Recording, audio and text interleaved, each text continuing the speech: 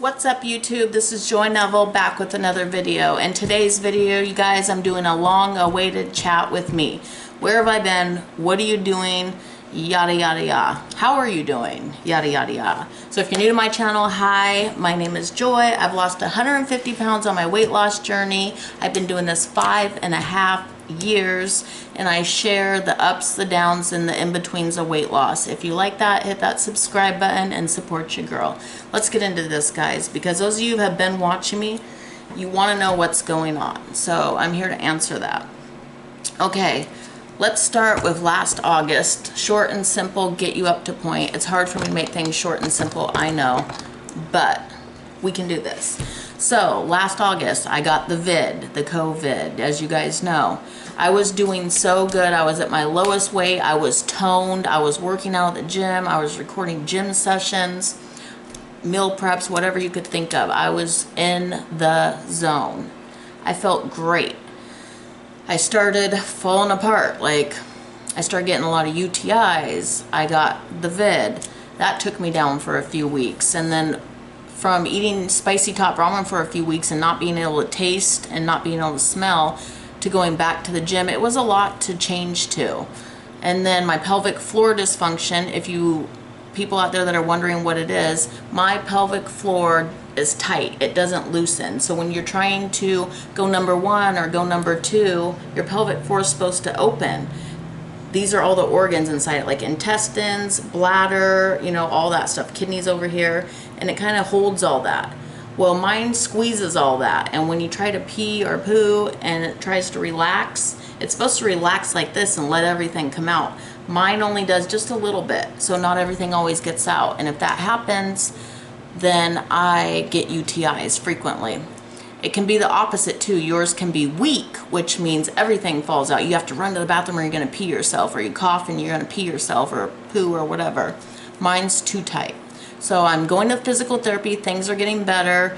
I still get UTIs, which is frustrating, but I have learned in the last few weeks to work through it. Currently I have a UTI right now I'm getting over, but I have learned to work through it.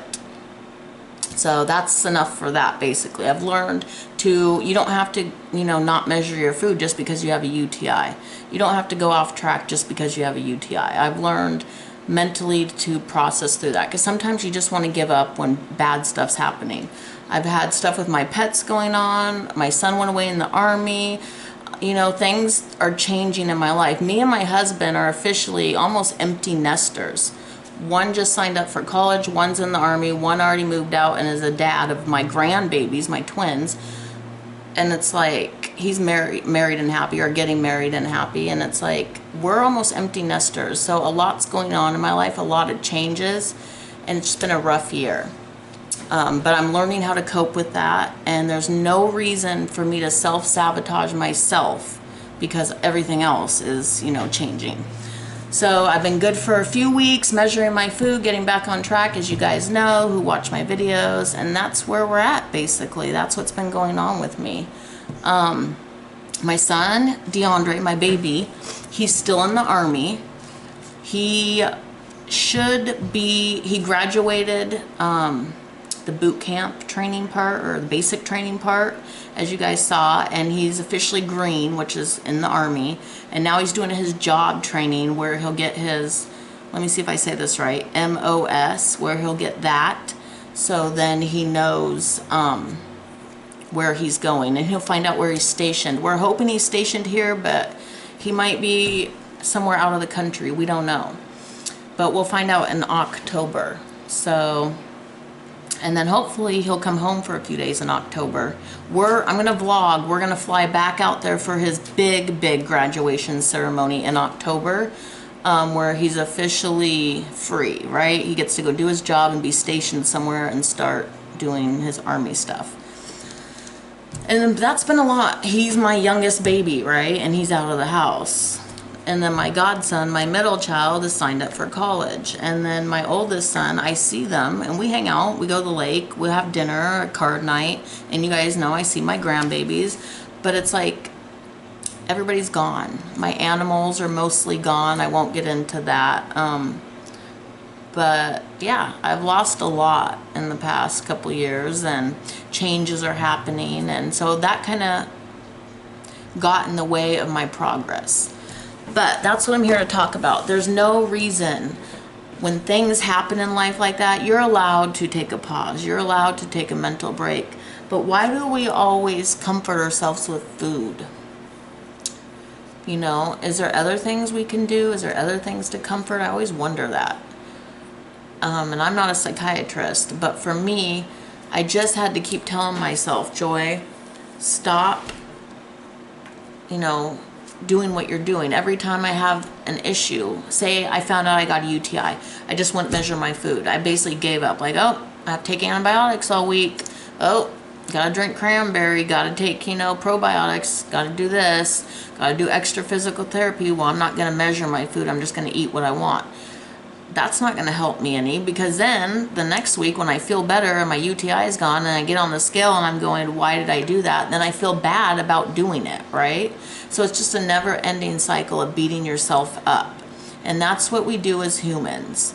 Something gets us down, we give up, or whatever, you know, because we're emotional and we want to comfort our emotion with food, or just not caring about measuring, or, you know, you're not in the mood, you don't feel good, I'm not measuring my food.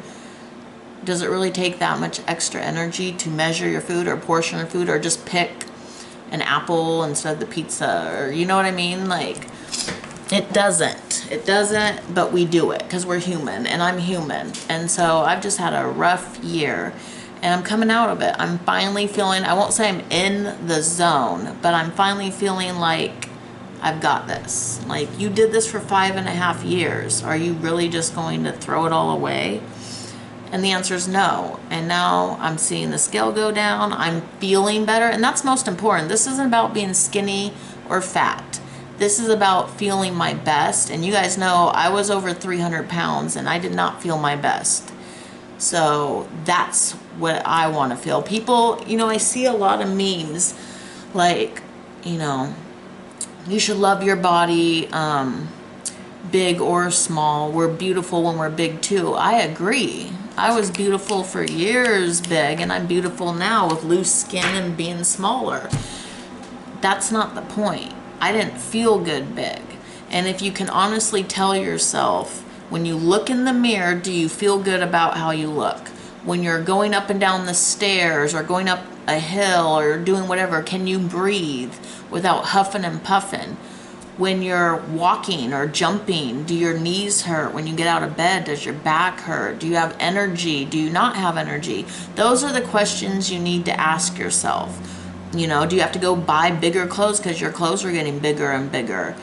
All those things are not leading down a mentally good path, in my opinion, for me.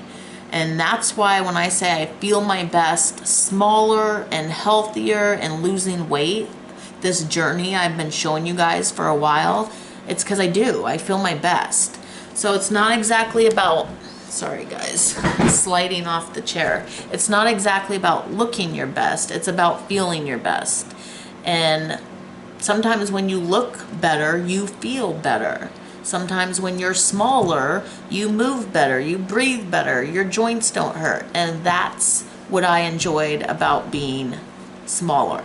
Now, I will say, I used to think I had like an end goal weight or a size or anything. I don't. I just want to feel better. I'm already starting to feel better as the weight is moving down. It's slowly, but it's going down. I'm already starting to see my clothes fit a little bit differently, because my fat was starting to bulge a little here and there. Because when you're not working out, all that fat you toned and shaped now turns to like jelly roll again. You know what I mean? And I can't necessarily go hardcore like I did last summer. I was specifically told not to by my physical therapist. Like, I was jumping up and down on the stair steppers, doing my own step class, you know what I mean? Kicking in the air and then stepping down and doing all this. I can't be hopping and jumping. I can't jump rope. I can't jog. Those are things not until I get my pelvic floor a little stronger. But I can do my yoga. I can do the step. I can step up and down and up and down. I just can't be bouncing around and kicking and all that. I can do the treadmill. I can do the elliptical. So there's things I can do, and that's what I'm doing. So I allow myself every day 30 minutes to an hour of exercise every morning. Some days it's 30 minutes, some days it's an hour, but I make sure I get at least 30 minutes of exercise every morning. I eat my breakfast every morning. That I meal prep. I'm making myself meal prep. That's another thing. I used to meal prep all the time. I used to have my food in the fridge. I didn't have to meal prep necessarily every meal, but I would at least have like either breakfast and dinner or lunch and dinner meal prep. That way I had 2 options, 2 meals in the fridge all the time, or in the freezer so I can microwave it no matter what, no excuses. I stopped doing that after I had the COVID, and then I've been working on my pelvic floor and I was always sick. I stopped meal prepping because I didn't have the energy. But I sure had the energy to go, you know, get something out of the fridge and eat it, some junk food or whatever, or cook for them and eat bites of that. If I can make homemade macaroni and cheese and fried chicken, I can meal prep my food. So do you see how I kind of gave myself excuses of why I can't do that or I can't do this? And I think as a human we do it naturally, and I'm just here to tell you, you can do it. You can do it. You just got to keep mentally, how do I say this? Okay, there's no motivation. There's no motivation that's going to pump you up every day, because in a lifestyle journey, it's your lifestyle. It's your journey for life. You're going to be living a healthier lifestyle the rest of your life, to be honest, if you want to be, you know, losing weight or be fitter. Even when you get to your goal weight, you can go into maintenance calories or maintenance mode and just, you can exercise a little less, you can eat a little more, but you still have to watch what you eat. You still have to. I'm not going to sit here and lie to you and tell you there's some quick fix. But those days when you have to do it and you're looking for motivation, you have to be your own motivation, is what I'm trying to say. Nobody out there can be your motivation for you. You have to be your own motivation. You have to tell yourself, I want this and I can do this and I want to be my best version of me. And that's kind of where I'm at, guys. I'm trying to tell myself that, and it's working. Again, I'm on week 3 this week. I'm about to meal prep. I don't know when you'll see this, but it's the weekend for me, and I'm going into week 3. And I'm about to meal prep. I really enjoyed those breakfast sandwiches I meal prepped on my last video. But this week I found Canadian bacon, the little rounds. They look like little ham. And you can put one of those on your breakfast sandwich for 20 calories. So I was like, because you have 3 slices for 60 calories. So I was going to do Canadian bacon and egg breakfast sandwiches. And then for lunch, I'm not sure yet. And for dinner, it's going to have something with ground chicken in it, because that's my go-to, you guys know. But I'm meal prepping. I have time today. It's been a busy day, but I have time, and so I'm going to get together my meal prep, because I can take care of the world. I can be, you know, the best person in the world and go here and do this fun stuff and do that fun stuff and hang out with my family because I love them. But if I don't put time aside for me, at least a couple hours to meal prep, I'm not going to have a healthy life. I just know that. I know that. I need to reel it in and get myself back together. And even though I still have UTIs, like I said, I have one right now and I'm on antibiotics, I still got up, I'm fine, I know what I need to do, you know, to get it to go away, and that's what I'm doing. And I'm doing my PT therapy on the carpet during the weekend, even though I don't have to, I'm doing it. About to chop up that watermelon right there. I've got some veggies in the fridge I need to chop up, and I'm gonna meal prep. So, long story short, it's okay to be human. It's okay to give yourself a break. It's okay to fall off, if you call it that. Just find that motivation and that self-discipline to tell yourself, you really want this. Let's try again. You might mess up 40, 50 times. Who knows? I know I dieted, you guys, from the time I was 21. I got married at 21. So I was dieting right before our wedding.